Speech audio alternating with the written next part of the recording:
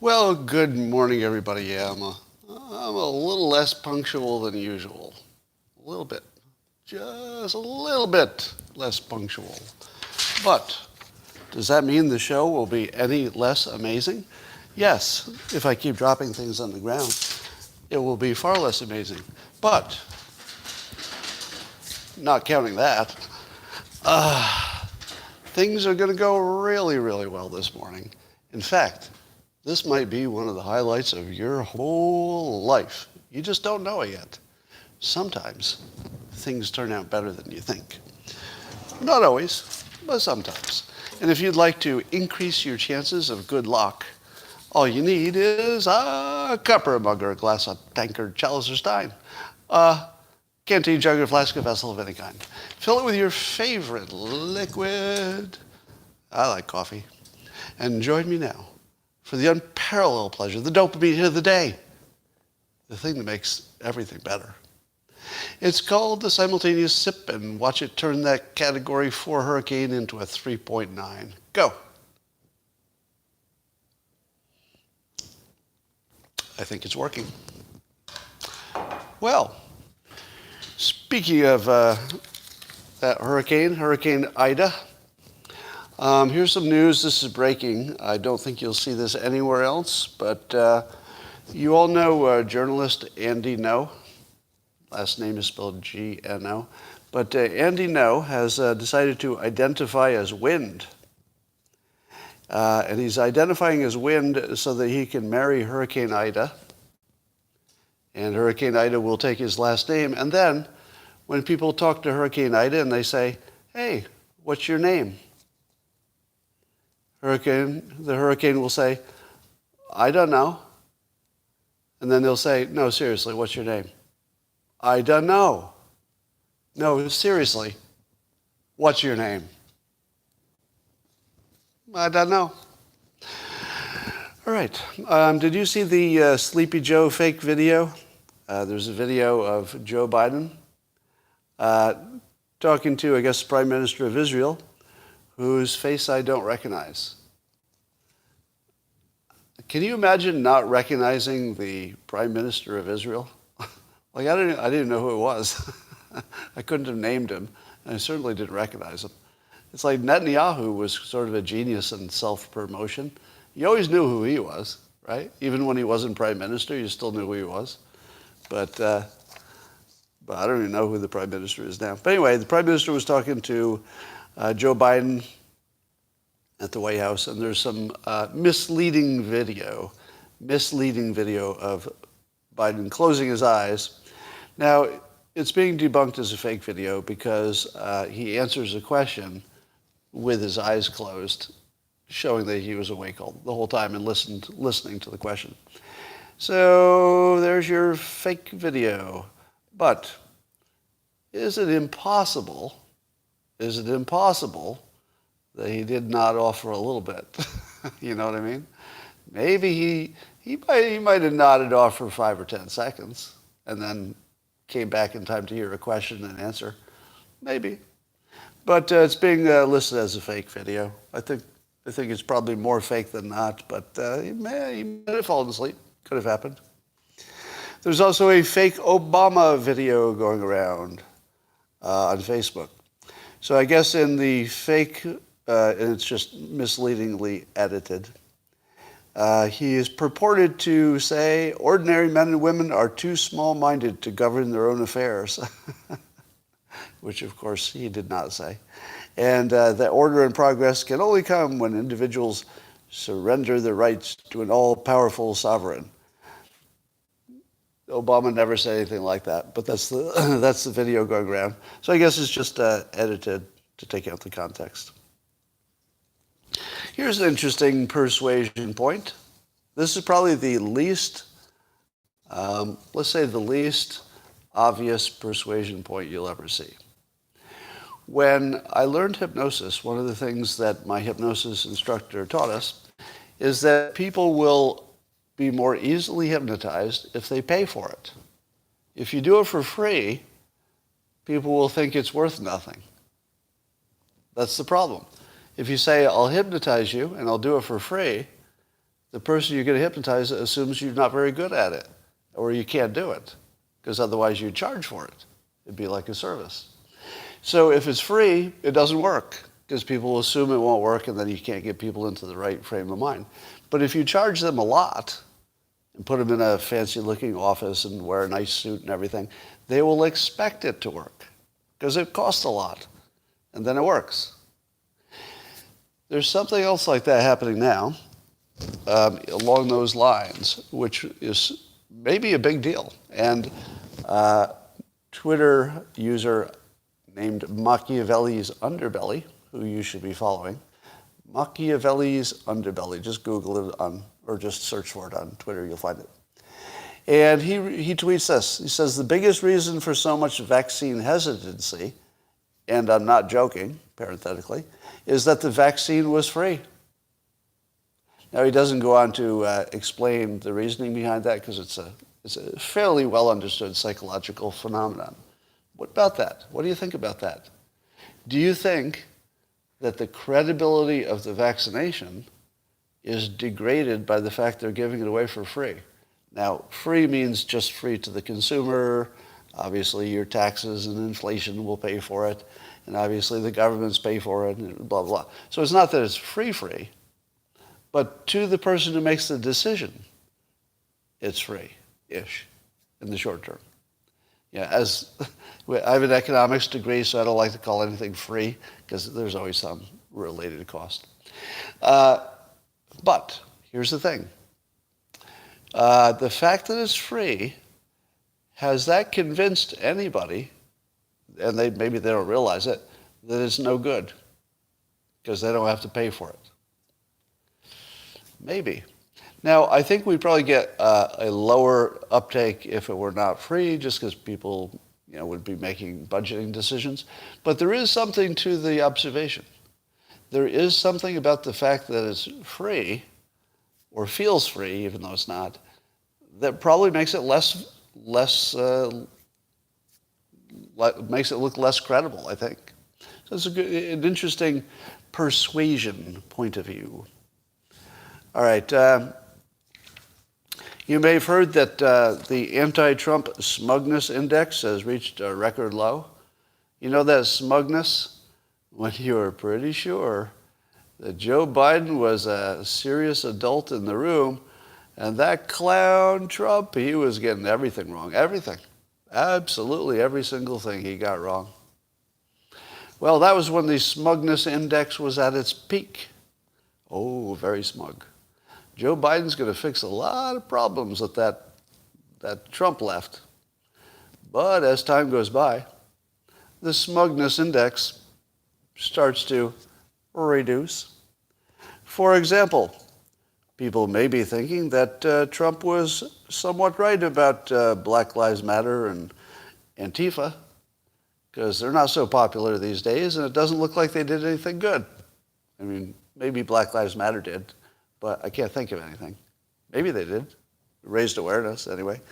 But I don't think people are having a great feeling about these groups that were against Trump. I don't think that critical race theory is too as popular as it could be in the United States. I think people think Trump's largely right about that. I think people think he could have done better in Afghanistan. We don't know that, but it feels like anybody could have. He looks right on immigration, he looks right on taxes, he looks right on China, and he looks right on energy policy and gas prices. So every day that goes by, Trump looks better. Now, I predicted that. To me, that was an obvious thing. Because as soon as the fake news effect that clouds everything, as soon as that started to dissipate, you would see just the policies. And then the policies wouldn't look that bad. But the rhetoric does, right? If you add the Trump rhetoric to anything, it turns it into a different thing. But as soon as the rhetoric sort of fades in your memory, and all you're doing is saying to yourself, oh, wait a minute, does remain in Mexico policy make sense? And then you think, yeah, it does. It does make sense. So he continues to look better. CNN allegedly did an interview. and I guess this was before the explosion at Kabul airport. It was an interview with what purported to be an ISIS-K leader. And the ISIS-K leader said he'd have no problem getting into Kabul. Now, this was before the withdrawal, I guess. And he met with the CNN crew, and the only thing he asked is that they blur his face and hide his identity. Now, if you were a leader of ISIS-K, would you trust CNN to blur your face? Are you kidding me? Are you telling me that the CIA didn't talk to CNN and say, we'd like to see the unblurred version of the face, because that'd be pretty helpful? You don't think CNN would show the CIA an unblurred copy? Now, I don't know if it makes any difference if only the CIA sees it. Maybe that doesn't make much of a difference. Maybe they already knew who it was. They may have already had a picture of him. But does it make sense that an ISIS leader would want to give a CNN interview in such a dangerous way? Well, apparently skeptics are saying, we're not so sure you actually talked to an ISIS leader there. And somebody's asking on Locals in the comments, was this guy hit by a drone recently? And I have to think that he would have been droned by now if he really gave that interview, because I think we'd find him, right? So I agree with the skepticism. I'm not saying it's fake news, but I don't think you could trust that that was really an ISIS leader. I don't think you could trust it. I'm just looking at some of your comments there. Let's talk about this hurricane a little bit more. Apparently it picked up steam because it passed over a lot of hot air. I think it went over Congress. But how much are we going to talk about climate change because of this hurricane? Probably a lot, right? So every time there's going to be a hurricane, we're going to have that same dumb debate where somebody says, well, it's proven that it's climate change, and then somebody else will say, yeah, it's not proven. There are some flags and some indications, but it's not proven. And here's my question. Where are the places that are getting better on Earth because of climate change? That has to be a thing, right? If you imagine that there are just as many places on Earth that are a little too low a temperature to be optimal, and there are some places that maybe were at the right temperature, but now they'll be a little too warm, shouldn't we have stories about the amazing, the farming yield that they've never seen so good coming out of, some damn place? Shouldn't we be seeing that? I feel like the news is removing the context of all the places where things are much better, because it has to be the case, right? Anyway, it seems like it would be. So Alex Berenson, famous, contrarian, I think I'd call him a contrarian, has been suspended by Twitter for what Twitter calls COVID misinformation. Now, do you think that Alex Berenson did actually say something that was misleading, dangerously, on Twitter? Did he? Well, here's the tweet that got him kicked off. So I won't get kicked off because I'm talking about it. I think if you state it to be true, you might get kicked off. But I'm talking about the story, so I can talk about it. So Berenson said, don't think of it as a vaccine. Think of it, at best, as a therapeutic with a limited window of efficacy and terrible side effect profile that must be dosed in advance of illness, he says in all caps. Now, which part of that, as he notes, I guess he indicated he might be thinking of legal action, but which part of that is inaccurate? Let's take it part at a time, okay? Don't think of it as a vaccine. Is that accurate or inaccurate? Well, it doesn't matter, because that's just an opinion, all right? So don't think of it as a vaccine. It's just an opinion about what to call things. So that, you don't get kicked off for that kind of an opinion. I've said the same opinion, by the way, and I didn't get kicked off. He goes, think of it at best as a therapeutic. Now, do you get kicked off for that? I don't think so, because I've said it. How many times have I said the vaccine is really more of a therapeutic? I've tweeted it. I've said it in public a bunch of times. There's no problem, because when I say it, I give my reasons, and those reasons are known to be true, which is that the vaccine doesn't stop you from getting, doesn't completely stop you from getting the illness. So in that way, a reasonable person could call it more like a therapeutic than a vaccine. So far it's just opinion. And it's just opinion about what the words mean, and that's completely fair, right? I don't know if it's meaningful, but it's fair. All right, the next thing he says is a limited window of efficacy. Well, now you're getting to a little bit more of an opinion that's kind of pushing on fact. Does it have a limited window of efficacy? Well, yes and no, right? Because it does have efficacy that decreases over time, and the booster shots would presumably, boost that back up. So in theory, it doesn't have a limited window of efficacy, as long as boosters are a thing. So in theory, it would be unlimited forever efficacy, so long as you got boosters, right? Now remember, we're in the fog of war, so people are adjusting as they find out data, and now they're adjusting for the boosters. And I'm not saying you should get one or not. I'm just talking about whether there's any disinformation or misinformation in this quote. All right, so I would say limited window of efficacy is subject to debate. I know what he means. He means that if you get one shot, it's going to wear off before the pandemic ends. So I think what he meant to say is accurate, but because things have changed with the booster, is sort of his accurate statement sort of drifted into inaccurate, didn't it? Now, I think he said it probably after the boosters were already in conversation. But it's kind of an interesting one because it's more about the way he says it than being inaccurate entirely. And then he says about the vaccination's terrible side effect profile. Is that true or false? True or false? That the vaccinations have a, quote, terrible side effect profile. What would you say? What would you say, true or false? Somebody says true for some, but then would it be fair to say it as just a statement? If it's only true for some, I'm seeing lots of trues. Let's see on YouTube if you think it's true. I'm saying no, too strong a statement, maybe. As compared to what? More than terrible, no idea. False, fine. So this one's a little ambiguous, isn't it? Because I would agree that if you are one of the people who has a bad side effect, if you happen to be one of those unlucky people, could it be said that you got a side effect that was terrible?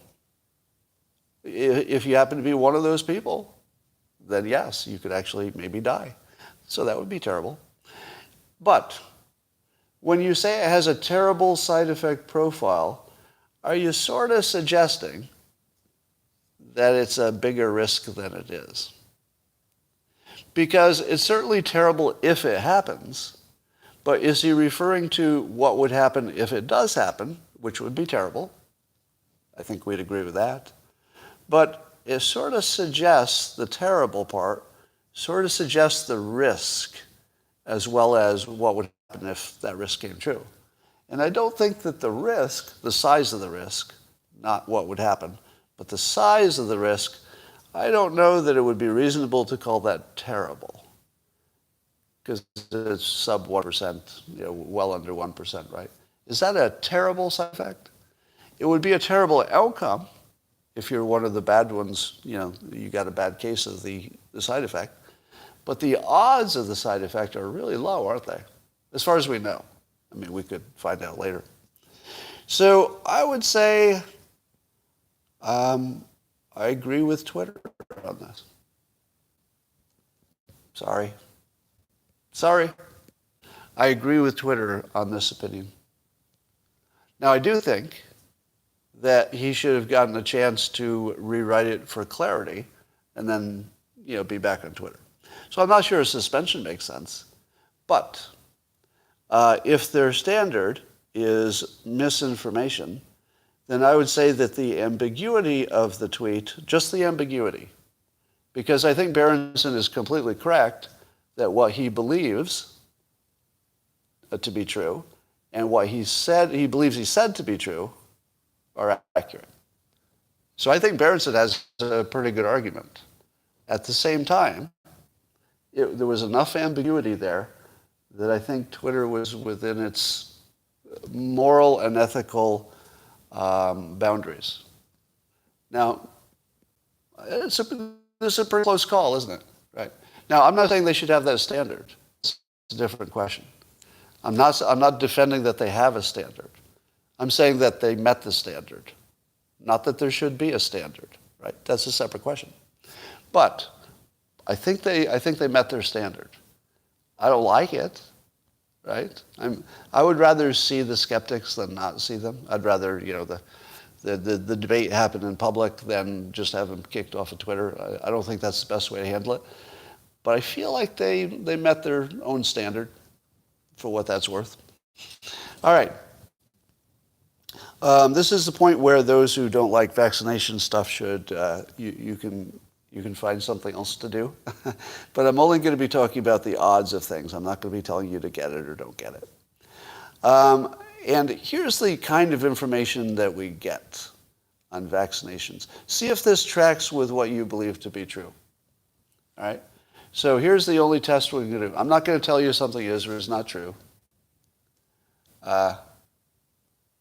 Is rationalizing censorship a side effect of the jab? Maybe so. So I'm not going to say these are true. These are just statistics that come off of CNN. But I want to see if it agrees with what you think is true. So this is CNN's reporting. If you're fully vaccinated now, your chances of getting infected go down by 3.5-fold. Is that your understanding? That if you're vaccinated, the odds of getting infected in the first place are way, way lower, 3.5 times lower. Is that your understanding? Because I actually wasn't sure what that was until I read it today, actually. How about this? Your chances of having symptoms, if you're vaccinated, go down by 8-fold. Does that agree with sort of, generally speaking, how you thought of it? Did your sense of it match that?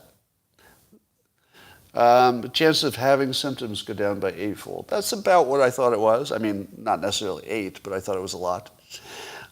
Your chances upending with illness, significant enough to go to the hospital, go down 25-fold. You probably knew that, right? You probably did know that your odds of being hospitalized are way, way down, 25 times lower. And more than 99.99% of people who are fully vaccinated have not had a breakthrough case. So let me say that again. Of people who are not vaccinated, the odds of them, getting it and then passing it on are pretty good. But if you're vaccinated, 99.99% chance that you'll not have a breakthrough case. You could still be infected, but not necessarily get symptoms. And then here's this last one. And I'm guessing that these statistics are debatable, right? You're probably going to debate this. But according to CNN, states with below average vaccination rates had, on average, almost triple the rate of new COVID cases compared to states with above average vaccination rates. This is according to Johns Hopkins University. Do you believe that? Do you believe that the vaccination rate of states very, very highly correlates with how many infections you're getting? I don't know, maybe. All right, here's my warning of the day on data. Whenever anybody talks about a specific country, assume it's wrong. Sometimes it won't be, but that's only 5% of the time. I'm guessing. This is just based on my observation of life over the years. And here's another one. So Twitter user People's Pundit, some of you follow him, So he's rich, the people's pundit Barris. And he tweeted that Sweden went the natural immunity route as opposed to Israel, which went for vaccine immunity. And that even though one went for vaccines and one did not, that Sweden actually is doing better. Now, is that true? Well, how long did it take for the very next Twitter person to say, no, Sweden is 50% vaccinated, fully vaccinated, and Israel is only 60% fully vaccinated? I don't even think those statistics are right. But it doesn't take more than a second for somebody to tell anybody who says anything about a country. It takes about 1 second for somebody to say, you got the data wrong, here's the right data. Now, I don't know if the second person's right, maybe the first person was right. But the thing you need to know is if you're making any kind of decision based on what one country did, that's not rational.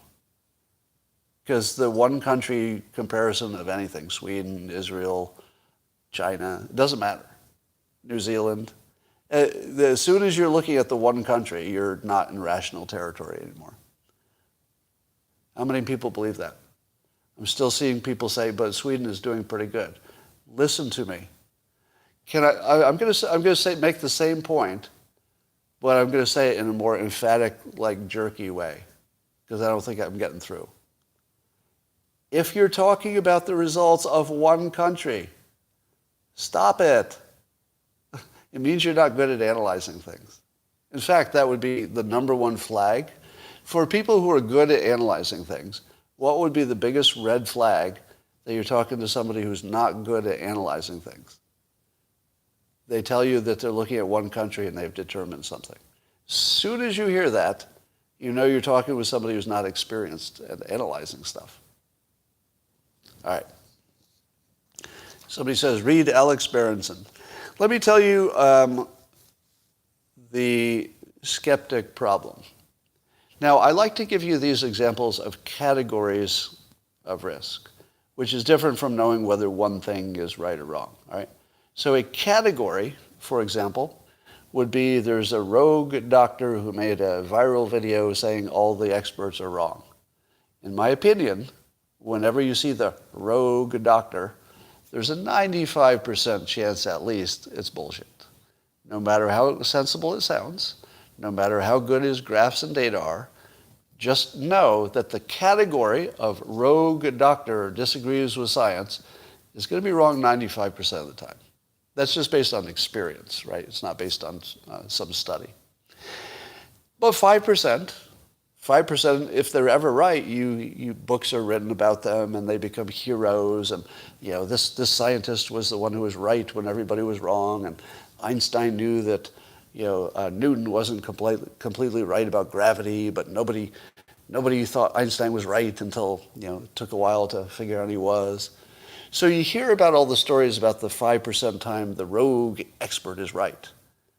But just know, if it's day one and you're hearing a rogue expert, 95% chance no. All right, here's another category. A professional skeptic tells you something is wrong. So Berenson also is a skeptic about marijuana and says it should be, I guess he wrote a book saying it should not be legalized. Now, I'm not going to get into the debate of whether it should or should not be legalized, but would you agree that's a contrarian view? That's the only point. It's a contrarian view. He might be right, and he might be wrong, but I'm just saying it's a contrarian view. Did he take a contrarian view about masks? Yes. Did he take a contrarian view about vaccinations? Yes. Did he take a contrarian view about basically everything? Yes. So how much should you treat, or how much credibility should you put in someone who has a track record of being the contrarian? Low. Really, really, really low. Which doesn't mean he's wrong. He could be right about everything. He might be the one contrarian who just gets everything right. Could happen. But whenever you see the contrarian who's just sort of automatically against everything that's standard belief, just sort of automatically, that's that pushes on the credibility. Now, you've seen me disagree with these standard opinions over and over and over again. But you've also seen me be right about it more often than chance would suggest. So you have to look for your special cases. But I'd say if somebody's just automatically a contrary, you got to factor that in. All right.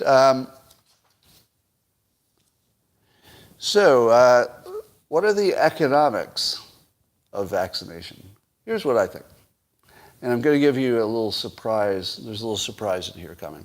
It'll be a surprise coming from me, that's for sure. If you took an economics filter on the question of natural immunity versus getting vaccinated, what would it look like? Well, I would say that the price of the coronavirus versus the price of the vaccination, if you were to look at that that way, I would say that not getting vaccinated has an extra price, which is the long-haul COVID risk, whereas getting vaccinated has a smaller price for that. Otherwise, it's kind of immaterial. The only price that you would consider, probably, because the risk of actually getting COVID and dying versus the risk of getting a side effect from the vaccination and dying, they're both so small you could just round them to zero. But the risk of long-haul COVID is big enough that that's actually part of the calculation. I saw 2 doctors today on Twitter doubt long-haul COVID is a big deal. Now, and one of them said, quite reasonably, it's like we're not hearing much about it lately, are we? To which I thought, oh my God, that's another dog not barking. You have to look for what's happening, but also what isn't happening that should be happening. If any of the estimates of long-haul COVID were accurate, I feel like it's all we'd be talking about. There's something going on. Now, if you talk to Dr. Drew, he'll tell you he had long-haul COVID, and there's not much doubt about it. And he's a doctor, and he's steeped in this stuff. So I don't doubt him. I think he had long-haul COVID. And I know at least one other person who seemed to have had long-haul COVID, as far as I can tell. Yes, it's anecdotal, right? It's anecdotal. So you have to say to yourself, well, that one report of the one person, you never know. You never know. And I'll give you an example of that. As many of you know, I was on prednisone for too long last year. And if you get off of prednisone after you've been on it, it just messes, at least in my case, it just messed with my health for months. But did I have long-haul prednisone? I don't know. Maybe it was some other problem. It just happened to it happened at the same time, so I just assumed I did. So I'm gonna agree with the 2 doctors who questioned my assumption that long-haul is going to be a big deal and big enough to be the major part of your decision. I don't see any headlines about it today or yesterday or the day before. Do you? I mean, for a while we were talking about it quite a bit. And then we just sort of stopped talking about it when it should be the biggest factor. In other words, if you were trying to convince somebody to take a vaccination, what would be the most convincing data you could give them? It would be long-haul COVID. That would be the most persuasive thing. Because everybody thinks the odds of dying of the COVID and the odds of getting the vaccination side effect are both really, really small. Like one is even smaller than the other, but they're both so small you just discount them both. But long-haul COVID? If that shit's real, that's your biggest decision point. In my opinion, that would be your biggest decision point. And we just stopped talking about it? I think the 2 doctors who called me out on that just totally got me, right? I don't usually... Well, actually, let me take this as a learning point here. The learning is this. I've told you that I uniquely, because of the way I've positioned this podcast, that I uniquely can say I was wrong. because I don't have the incentive to say I was right once the data suggests that maybe I wasn't. My incentive is to tell you I was wrong, because the nature of this live stream is showing people's blind spots and psychological mistakes. So if I make a big psychological mistake in analyzing something or have a big blind spot and then I find out about it, that's exciting to me. And I would want to tell you that. I would want to say, man, I was wrong about this. And it's starting to shape up like this might be one of those cases. Because I made most of my decision on that long haul thing. And now I think it's reasonable to be quite skeptical about it, because we're not hearing more about it. It's the dog not barking as much as it should. Scott, how is your prion disease coming?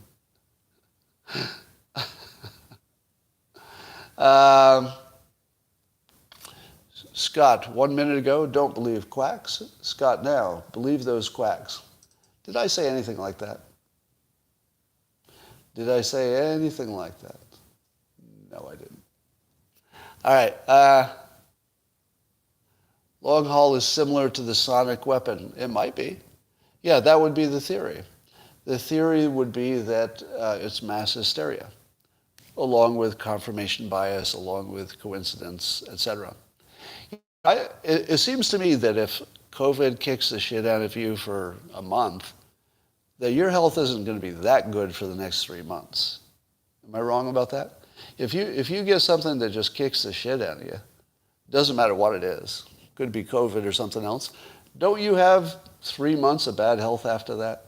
Because it just takes a while to get back. So, I don't know, maybe it's just that.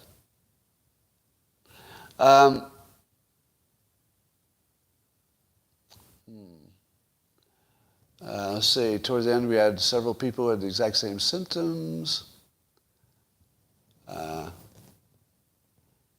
Yeah. So let's put that out there as some skepticism that is earned. And that is what I'd like to say today. Now let me do a temperature check.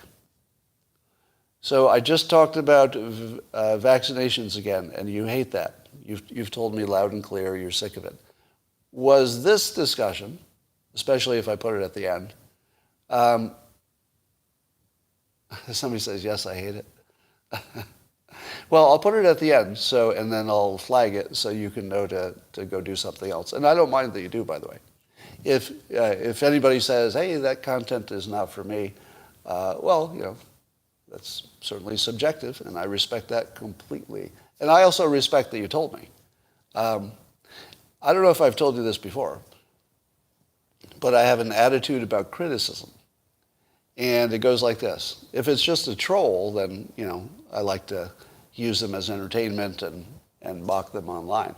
But if somebody has a criticism that actually hits home, and I feel like, oh, wow, that's not my opinion, but sure are a lot of people who have that opinion, so I'm going to take it seriously. To me, I hear this sound, cha-ching, cha-ching, cha-ching, when people brutally criticize me, if they're right. Sometimes I'll say, yeah, you got a point. And this is one of those. You're definitely right that I talk too much about masks and vaccines. And I told you why, because there's not much else going on. But that's not really, doesn't help you, right? That's my problem. That's not your problem. $25 from Chad. Chad, did I make a credible and persuasive argument? Did your fact checkers find fault with my claims or questions? Chad, for $25, I don't know what your exact question is. Did I make a credible and persuasive argument? Tell me the exact persuasive argument you're talking about.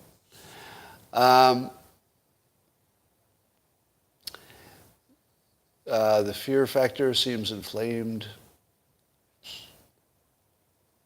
Oh, Glenn Beck is funding Afghan extractions. I saw something about him trending, so that would make sense. Scott is doing mental gymnastics because he's jabbed. Well, what would that be? What mental gymnastics would I do? I just told you that the biggest variable that I considered, I now doubt to be even true. If I had confirmation bias, it would look the opposite of that. So confirmation bias would be me saying, yeah, all those studies about long-haul COVID, totally true. I believe them. That's what it would look like if I were rationalizing. But I just did the opposite.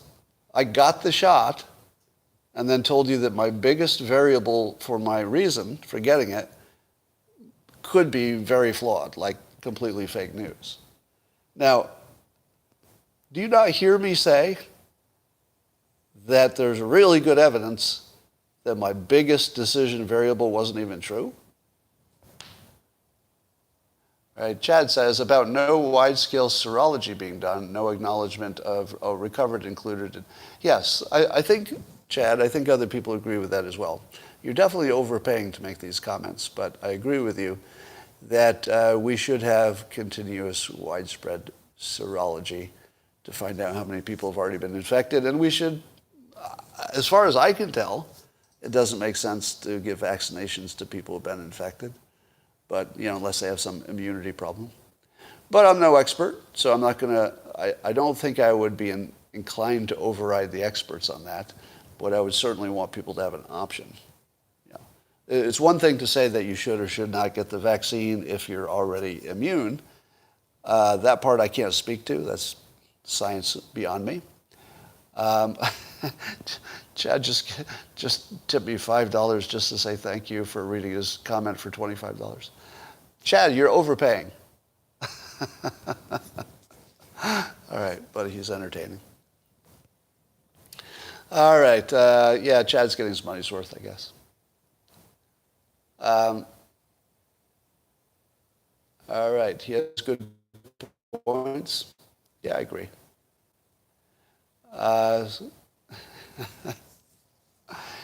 Do vaccinated people get long haul? That, I believe, has not been studied.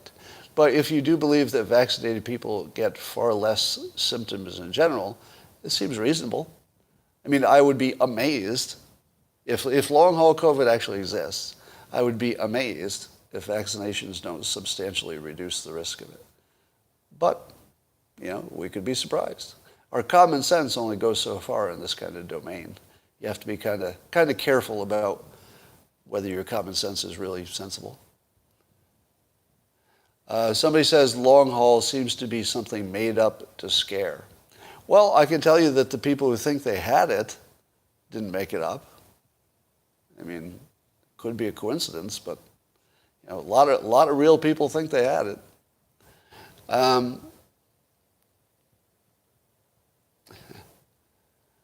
Why do our experts push vaccines but not diet and exercise? Well, there are plenty of experts you see saying, hey, do more diet and exercise. But I don't think people can do that as quickly as they need to. It's not the quick solution.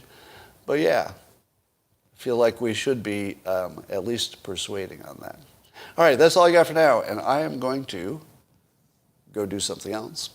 And as usual, I enjoy our time here today. I hope you're using it to exercise or take a walk, which is exercise. Or I hope you're using these podcasts to get something done while you're listening so that you can be double productive. All right, and that's all for now.